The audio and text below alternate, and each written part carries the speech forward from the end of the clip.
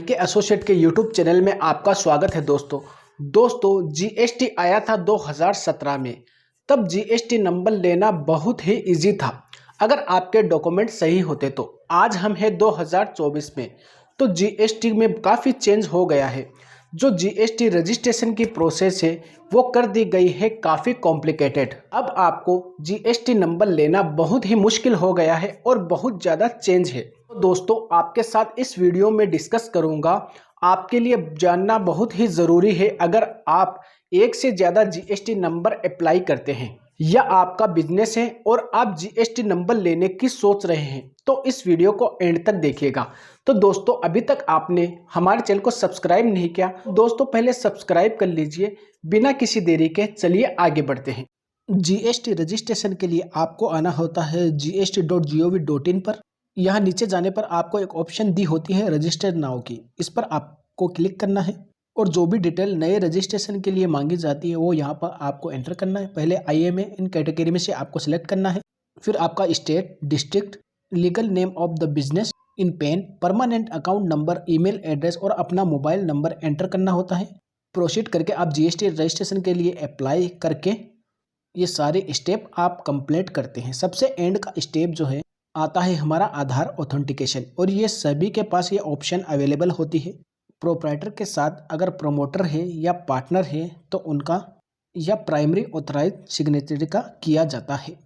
अभी तक क्या प्रोसेस होती थी कि आधार ऑथेंटिकेशन होने के बाद 7 दिन के बाद अगर कोई दिक्कत नहीं है डॉक्यूमेंट में तो आपका जीएसटी नंबर आ जाता था। अब हो क्या रहा है, बहुत से पर्सन ने आधार ऑथेंटिकेशन भी कर दिया है, सारी फॉर्मेलिटी भी ऑथेंटिकेशन की पूरी कर दी है, फिर भी उनका जीएसटी रजिस्ट्रेशन 7 डेज के अंदर अंदर नहीं आ रहा है। तो मैं आपके साथ डिस्कस कर रहा हूँ जीएसटी पोर्टल की लेटेस्ट एडवाइजरी। इसमें उन्होंने इसका रीज़न दिया है, इसको पढ़ते हैं, इसके बाद मैं आपको रूल बताऊंगा। In according with the rule 9 CGST rule 2070, इसको यहाँ रेफर किया है, pertaining the verification and approval of registration application flowing in inform. जैसे ही आप रजिस्ट्रेशन करते हो तो वो डिपार्टमेंट के ऑफिसर के पास चला जाता है वेरीफाई के लिए। Where a person has undergone Aadhaar authentication, Aadhaar authentication कर लिया है, सब रूल 4A और रूल 8। रूल 8 में लिखा है कि आपको आधार ऑथेंटिकेशन करना है, बट आपको आइडेंटिफाई किया गया है identify term rule 9 for common portal for detail verification.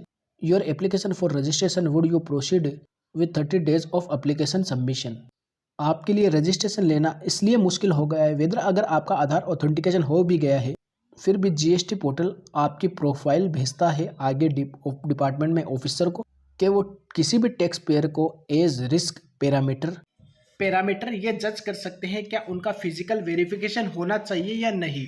और आजकल ज़्यादा केसेस में ऑफिशियल फिजिकल वेरिफिकेशन कर ही रहे हैं, चाहे आपने आधार ऑथेंटिकेशन किया है या नहीं किया है। ये प्रोसेस अब 7 डेज की नहीं रही है।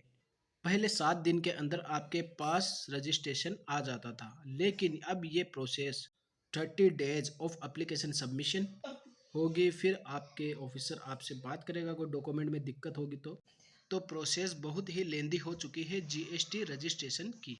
और रूल 9 भी बताना चाहूँगा आपको। तो रूल 9 जो है CGST 2070 का, verification of the application approval कैसे होती है। जैसे ही आप रजिस्ट्रेशन के लिए अप्लाई करते हो आपकी रजिस्ट्रेशन कैसे वेरीफाई होती है, फॉरवर्ड कर दी जाती है प्रॉपर ऑफिसर को अकॉर्डिंग जुडिक्शन। फिर एप्लीकेशन को एग्जामिनेशन करता है कि जो डॉक्यूमेंट लगे हैं वो सही है या नहीं है। The grant of registration to the application with any period of 7 working days.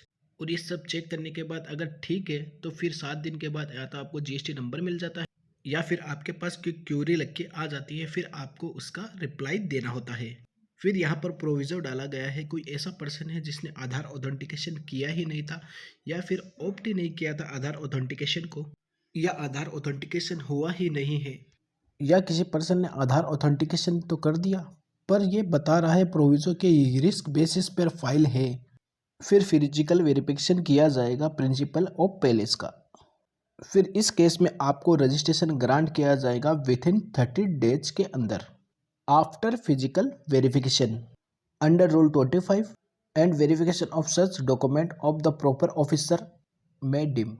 अब ये मानिए जो रूल दिया गया है, रूल में जो ये पहली बात की गई है कि 7 दिन में आपका रजिस्ट्रेशन मिल जाएगा। तो अब ये हो चुकी है पुरानी बातें। अब 7 दिन में रजिस्ट्रेशन बहुत रेयर केस में आता है। अब हर केस में होगी फिजिकल वेरिफिकेशन। अगर आपने भी जीएसटी रजिस्ट्रेशन के लिए अप्लाई किया था और आप वेट कर रहे हैं अभी तक मेरा जीएसटी रजिस्ट्रेशन नहीं आया, तो ये बता दिया गया है 30 दिन की प्रोसेस तो यहाँ ले ली गई है। ज़्यादा भी हो सकता है क्योरी डाल दे, क्योंकि फिर आपसे डॉक्यूमेंट मांगते हैं, फिर आपको उसका रिप्लाई भी करना होता है। इस वजह से काफ़ी और डिले भी हो जाता है। तो अब आपको अगर रजिस्ट्रेशन चाहिए तो एटलीस्ट आपको 30 डेज़ का टाइम तो लेना ही पड़ेगा। जिस भी पैलेस को आपने additional place of principal place दिखाया है, मेक श्योर आप वहाँ पर अवेलेबल रहें। जब तक आपका रजिस्ट्रेशन नहीं आ जाता आप वहाँ अवेलेबल रहें, और जो डॉक्यूमेंट अटैच करे हैं आपने एप्लीकेशन के समय वो आपके पास अवेलेबल रखें, क्योंकि ऑफिसर कभी भी आपके पास विजिट के लिए आ सकते हैं।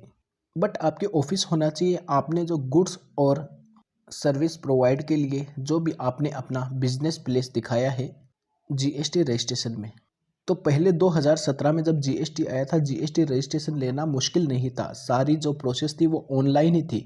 प्रोफेशनल जीएसटी रजिस्ट्रेशन पहले अप्लाई कर देता था, ऑनलाइन प्रोसेस, फिर आराम से घर बैठे ही सारे काम हो जाते थे।